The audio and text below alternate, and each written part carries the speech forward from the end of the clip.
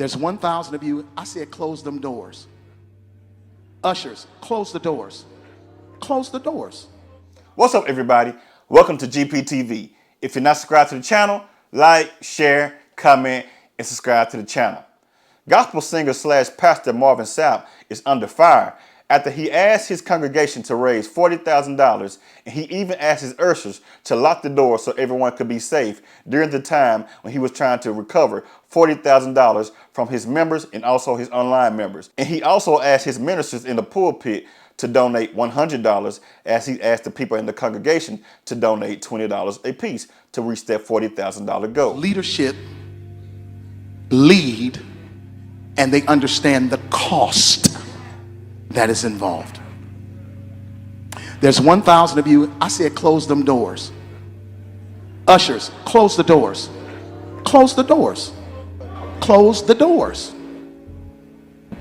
We all gonna leave together. Y'all ain't going no place but to the restaurant. There's 1,000 of you tonight, and those that are watching, it's 1,000 that's watching online. This is a small seed. If I get 1,000 online to give this, if I get 1,000 in the sanctuary to give this, that's $40,000 tonight. I'm challenging each of you all down here to give a $20 seed. I just think $20 is a lot of money. $20, believe it or not, when my late wife Melinda P. Sapp was alive, was a good date. I could take her to the movies, buy a box of popcorn, get 1 soda, 2 straws.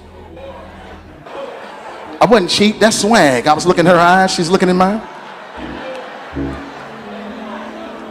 Can't do that no more. Now everyone up here, we've all sold and seeded, but I need everyone standing up here with us, with me, to plant a seed of $100. Because again, it costs to sit up here. I got you. Let's see.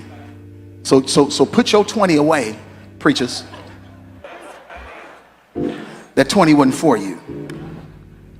And this is what I need you to do. If you're giving electronically, or even if you're giving tangibly, I'm gonna have y'all come to the altar and give it, because I need to see 1,000 people moving.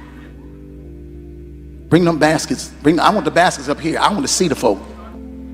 Y'all start moving. Y'all can bring it right now. Come.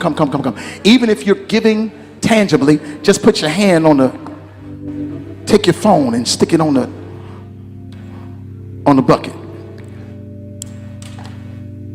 Shh. Giving is worship. Giving is worship. Giving is worship. Giving is worship.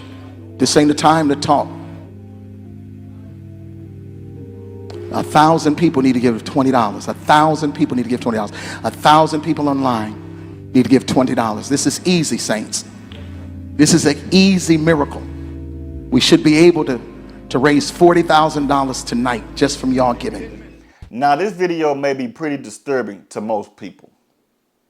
And you may be saying to yourself, if Pastor Marvin Sapp is a bishop and also a recording artist, a great recording artist that has hits, he's not just a regular old chip off the block recording artist. I mean, this guy has hits after hits after hits that everybody knows. Couldn't he just book a show and get $40,000? You all right. He should have booked the show and got $40,000. And also, y'all, this is another thing. It takes money to run a church. This is the reason why. I can remember a long time ago, I heard a pastor say, when you go to the restroom and flick on the lights and flush that toilet and wash your hands with that soap, everything that you just did cost the church money. When you flush that toilet, the water bill needs to be paid. When you flick on those lights, that light bill needs to be paid. When you get that hand soap and put it in your hand and wash your hands and go over to the paper towels and grab some paper towels, all of that costs money. You know, when you walk into that restroom and you smell those air fresheners, that costs the church money. You know, when your child go inside of the restroom and clog the toilet up, That costs the church money. I cannot get on my knees and pray to God that a plumber will come to this church and fix this toilet or fix the plumbing off a prayer. It's going to cost money to fix that. You know, when you come in the church during the summertime and the air is blowing just right, it's cool in here. And even when you come inside of this church during the wintertime, the heat is just right. It's warm inside of this church. That costs money. You know, when I'm up here sweating all day long, giving all of my energy, entertaining everybody, giving everybody the word, it costs money to put my suits in the cleaners. Now, some of you may say, go and get a job if you want all of this stuff right here to happen. I agree with you with that also. But being a pastor is a job. Now, I am not taking up for Pastor Marvin Sapp at all. But all I'm saying is every pastor is not a crook. Now, I don't think that Pastor Marvin Sapp meant any harm at all. I believe that the way that he did it was pretty bad. The delivery was straight up trash. And he also asked the ushers to lock the doors because he wanted everybody to be safe. Now, if I was on the inside of that church and I heard him say exactly what he said, I would have gently got out of my seat, walked off with my finger up just like this. Y'all know how it be out there in the church. Don't act like you don't know. If you have ever went to church and you've seen somebody get up and do this right here and walk out, I don't know what that means. Heck, I guess it means, hey, excuse me. But I would have got up with my excuse me finger and walked out of that church and pushed anybody down that would have been trying to stop me. I mean, there's no way in the world that you would have kept me on the inside of that church the way that Pastor Marvin Sapp asked everybody to donate $20 and also people behind him to donate $100. And he also asked people online to donate also. And another thing, people, do not let these preachers brainwash you into believing that your blessings come from your money and how much that you give. If you do not have any money, don't worry about it. God understands you if you do not have any money at all.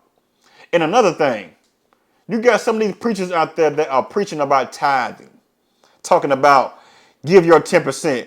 It does not matter what you may be going through.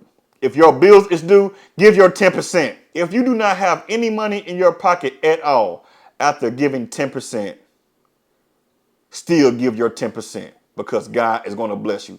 That's what some pastors are going to tell you. But I'm here to tell you, stop being a fool. Take care of you first before you even take care of anybody else. You are a fool if you are taking care of the church and your bills is due. You are a fool if you are putting money in the pastor's pockets and you are walking around all week long broke. You are a fool. So do not be brainwashed by this foolishness that you hear some of these preachers tell you. And yes, it's in the Bible. Yes, I understand that. Do not allow your family to go without just to give to a church. It should be the other way around. The church should be given to you if you are in need. Like, share, comment, and subscribe to the channel. Y'all let me know exactly what you guys think about this story. I would like to know. Have a good one. Have a blessed one. Until I see you guys on the next video, holla at you.